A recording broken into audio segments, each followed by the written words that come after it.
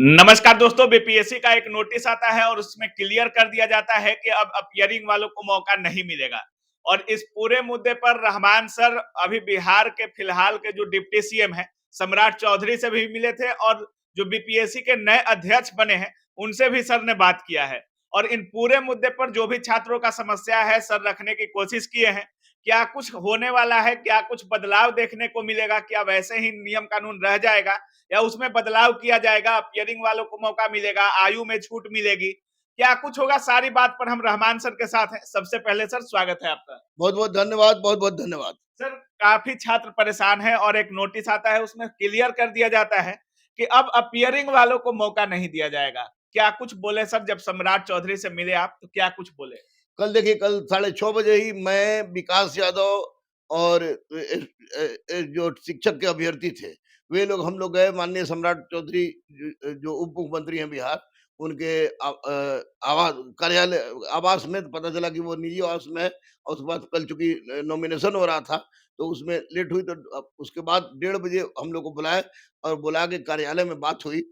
तो उन्होंने उन लोगों से उन्होंने कहा कि क्या बात है? तो हम लोगों ने स्पष्ट रूप से कहा कि स्टेट डीएलएड वाले जो अपीयरिंग है उनको मौका मिलना चाहिए, क्योंकि ये बेचारे तड़प रहे हैं, बिलख रहे हैं। दूसरी बात, वन पद एक एक पद, वन पोस्ट एक व्यक्ति, one candidate one result. One result, वो बात हुई। तीसरी सप्लीमेंट्री रिजल्ट की बात हुई। और सबसे महत्वपूर्ण बात ये हुई कि आपको नियोजित शिक्षक को बिना किसी शर्त राजकर्मी का दर्जा दिया जाए। उनके साथ किसी तरह की बात नहीं हुई। अच्छा, नियोजित शिक्षकों को सक्षमता परीक्षा देने की बात की गई है सर। और काफी भारी संख्या में नियोजित शिक्षक पटना में भी आए हुए थे और उन्होंने गर्दनी बाग में लगभग हजारों की संख्या में वो आए हुए थे अपनी मांग को लेकर। देखिए इसमें माननीय सम्राट चौधरी ने स्पष्ट रूप से कहा कि नियोजित शिक्षक कहिए या किसी से भी कहिए कि रोड पर आने की जरूरत नहीं है। मैं बच्चों के लिए, छात्रों के लिए शुरू से हूँ, हमेशा से लड़ता रहा हूँ, और अभी भी हूँ। और हो सकता है कि सक्षमता परीक्षा से उनको वंचित किया जाए। और जो अटेम्प्ट की बात हो रही थी कि 3 अटेम्प्ट, 5 अटेम्प्ट, वो भी अटेम्प्ट बोले कि हमने कहा कि इसको आप अनलिमिटेड कर दीजिए, क्योंकि नेट में इस तरह की बात होती है। तो उन्होंने इस तरह की बात बोली और कहा कि मैं बीपीएससी अध्यक्ष से बात करूंगा। तो चूंकि बीपीएससी अध्यक्ष को मैं 1985 से जानता हूँ, उस वक्त मैं जानता हूँ जब 8 क्लास का अभी जो नए बने हैं और जो सर। नए बने हैं। तो उनसे बात हुई मेरी। तो उन्होंने फोन पर कहा कि मैं जो कुछ होगा, छात्रों के हित में जो कुछ होगा वो मैं करूंगा। करूंगा। तो निश्चित रूप से सम्राट चौधरी की बात हो तब, या ये आपको आमिर सुबहानी की बात हो तब, दोनों के निष्ठा और छात्रों के प्रति इनके कर्तव्य को मैं अच्छी तरह जानता हूं। तो मुझे लगता है कि निश्चित रूप से कुछ ना कुछ इनके लिए उपाय जरूर निकलेगा। साथ ही साथ मैंने बीपीएससी के अध्यक्ष महोदय से कहा कि सर, 20 स्टेट में कोरोना के कारण बीपीएससी रेगुलर जो एग्जाम होती है उसमें एज बढ़ा दिया गया है, बिहार छोड़कर। इसमें भी ध्यान दीजिए। तो उसमें कहा कि इस पर भी मैं सोचूंगा। अभी तो तुरंत तुरंत हम बने ही हैं, हम देखते हैं उसके बाद हम क्या कर सकते हैं। लेकिन सम्राट चौधरी सर हो या आमिर सुबहानी सर हो, दोनों का बहुत ही सकारात्मक रवैया था बच्चों के प्रति। दिल बहुत खुश हुआ। अच्छा।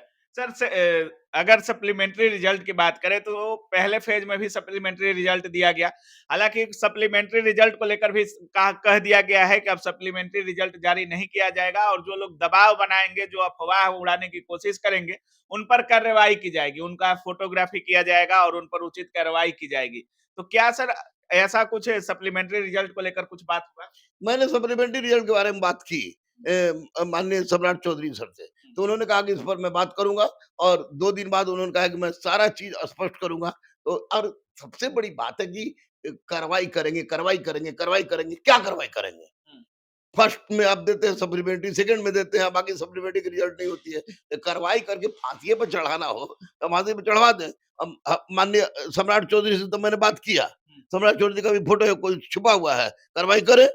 माननीय अध्यक्ष महोदय से मैंने बात किया, कार्रवाई करे। ये क्या मजाक है भैया कि आप बीपीएससी जैसे परीक्षा पे, बीपीएससी आयोग में आप आप आप अपना गेट टुगेदर कराते हैं। और गेट टुगेदर कराने में तमाम लोग जो आपको भगवान के जैसा मानता है, उसमें किसी को आप नहीं पूछते हैं। क्या दो ही तीन कोचिंग पूरे बिहार में है? उनको आपको पूछना चाहिए था।